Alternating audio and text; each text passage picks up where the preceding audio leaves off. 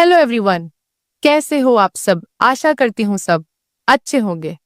ये कहानी प्रमोद और प्रमोद भाई भाभी की है, जो कि एक सच्ची घटना पर आधारित है। प्रमोद कहता, एक दिन सुबह का समय था। भाई काम पर गया था और भाभी ने मुझे नाश्ता दिया और कहा मैं नहाकर आती हूँ।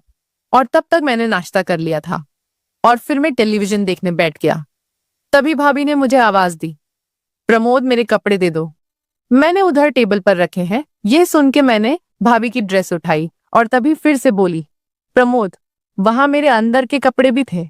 ये सुन के मैं उस वक्त थोड़ा असमंजस में पड़ गया, लेकिन भाभी को कपड़े देते समय मैं सावधान था, क्योंकि भाभी का सम्मान करना भी जरूरी था।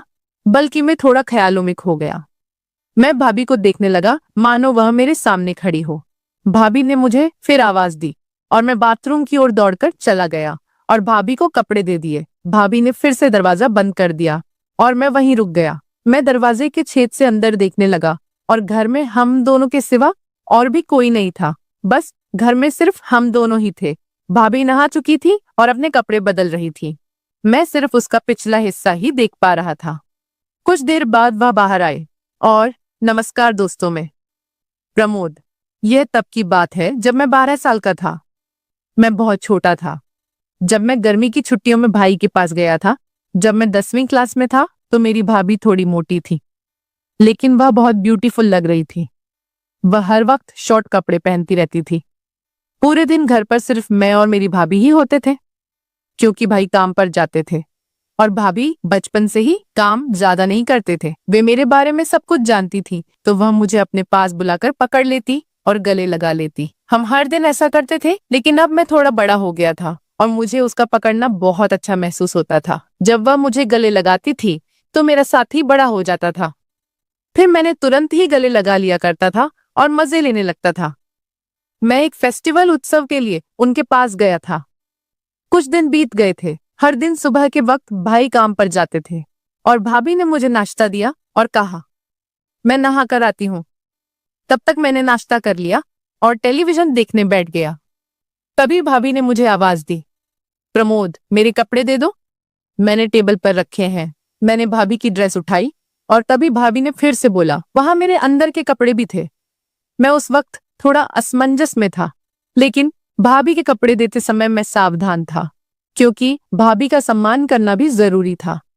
हालांकि मैं थोड़ा ख्यालों में खो गया था।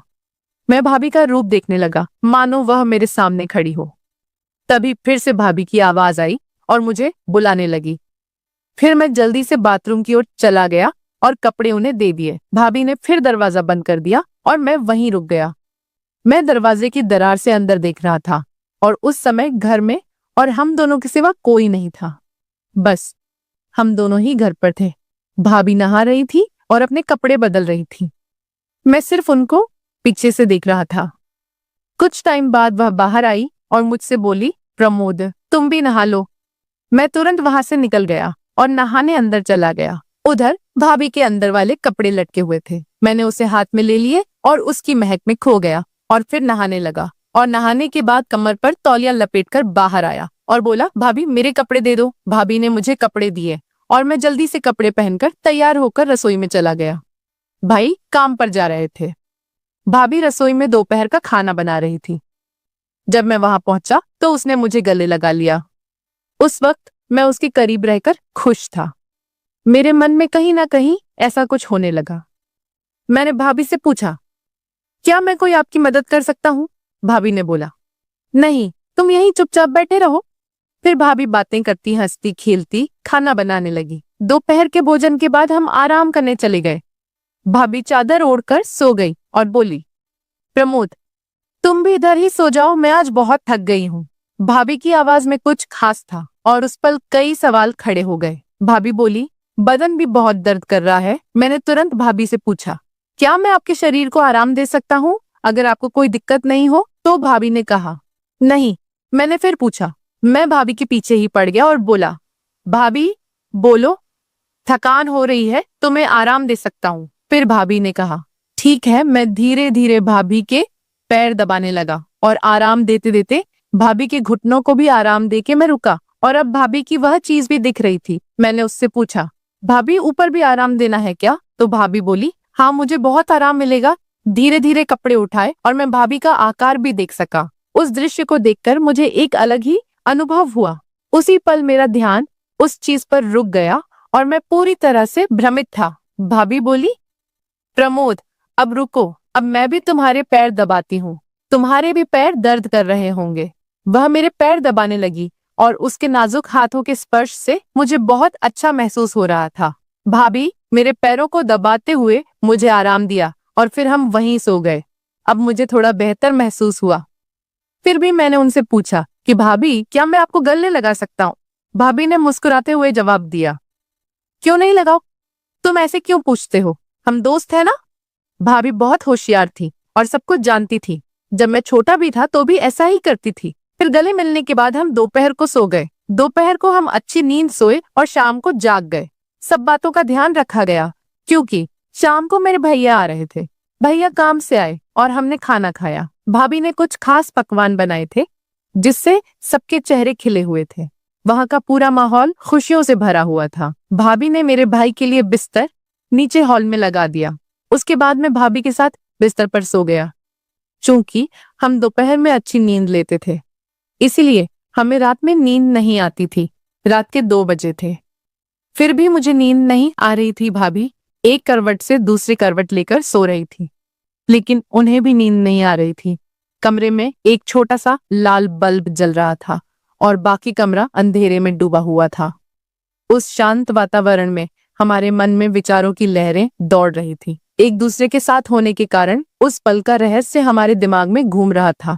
मैं और भाभी अंधेरे में जाग रहे थे। भाभी ने मुझसे कहा, शांत रहो प्रमोद, शोर मत करो, सुबह के 4 बजे है। और फिर वह सो गई। सुबह हम देर से उठे। भैया उसे जगाने आए और बोले, जल्दी उठो, मैं काम पर जा रहा हूँ। हम उसकी आवाज सुनकर जाग गए और कुछ ही देर में नहाकर तरोताजा हो गए। भाभी ने मेरे लिए कुछ खास व्यंजन बनाए थे ताकि हमारे दिन की शुरुआत अच्छी हो। मेरे पसंदीदा भोजन की महक ने रसोई में एक विशेष माहौल बना दिया और भाभी मुस्कुराकर मुझसे बोली, चलो अब नाश्ता कर लेते हैं। उसने मुझे चाय और नाश्ता दिया और फिर नहाने चली गई। नाश्ता करते समय मुझे वह घटनाएं याद आ रही थी और सोचा कि क्यों ना दोपहर को भाभी से इस बारे में बात की जाए। तभी भाभी ने मुझे अपने कपड़े देने के लिए बुलाया और मैं भाभी पास कपड़े ले गया और हमेशा की तरह दरवाजे की दरार से दिखा। नहाने के बाद भाभी खाना बना रही थी।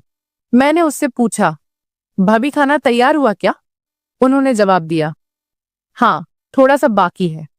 फिर हमने खाना खाया और आराम करने के लिए बिस्तर पर चले गए। मैं और भाभी चादर में सो गए। उन्होंने मुझे गले लगाया, मैंने भी गले लगाया। मैंने भाभी की तरफ देखा और कहा, क्या मैं एक पूछ सकता हूँ? भाभी ने सोचते हुए कहा, पूछो। मैंने आगे कहा, भाभी रात को पति पत्नी क्या करते हैं? भाभी ने मुस्कुराकर जवाब दिया, कुछ नहीं करते। फिर बोली, पति पत्नी जो करते हैं वही करते हैं। जब तुम बड़े हो जाओगे और शादी कर लोगे तब तुम्हें समझ आएगा। लेकिन फिर भी तुम्हें बताती हूँ, पति और पत्नियां वही करते हैं जो जानवर करते हैं। और मैंने कुत्ता और कुतिया को करते देखा था। और भाभी बोली, वैसा ही पति पत्नी करते हैं। मैंने उनसे पूछा, अरे भाभी यह क्या सिर्फ पति पत्नी के लिए है? भाभी जवाब दिया, नहीं, कोई भी कर सकता है, लेकिन इसे निजी रखना महत्वपूर्ण है। ये एक रहस्य है। अगर किसी को पता चल गया तो बड़ी बदनामी हो सकती है। मैंने थोड़ा आश्चर्य से पूछा, क्या ऐसा हो सकता है? उसके बाद मैंने विषय बदलते हुए कहा, भाभी क्या आज हम कोई नई चीज कर सकते हैं? क्योंकि आज मुझे नींद नहीं आ रही है। तो वो मुस्कुराकर बोली, कोई बात नहीं, चलो ऐसे ही लेटे रहते हैं। फिर हम गले मिले। मैंने उन्हें पकड़ लिया और कहा, भाभी आप भी मुझे गले लगा लो। फिर एक अनोखा जादू हुआ। उस क्षण मुझे एक अपूर्वानंद की अनुभूति हुई। हमारे हाथ एक दूसरे के चारों ओर घूम रहे थे और बीच में उन मधुर क्षणों में हमें बहुत विशेष महसूस हुआ। मेरा साथी सख्त हो रहा था और मुझे बाथरूम जाना था। मैंने भाभी से कहा, भाभी मुझे बाथरूम जाना है। भाभी ने कहा, चलो मुझे भी जाना है। हम दोनों एक साथ बाथरूम गए। फिर मैंने मन में ठान लिया कि भाभी को अपने साथी के दर्शन कराऊं। भाभी बाथरूम में जाकर बाहर आई और फिर मैं अंदर चला गया और मैं भाभी से बोला, भाभी मेरी जगह पर थोड़ा दर्द हो रहा है। उन्होंने कहा, क्या हुआ? मैंने कहा, जगह बहुत तंग है। वह बोली, ठीक है दिखा। मैंने तुरंत चेन खोल दी और अपने साथी को दिखाया।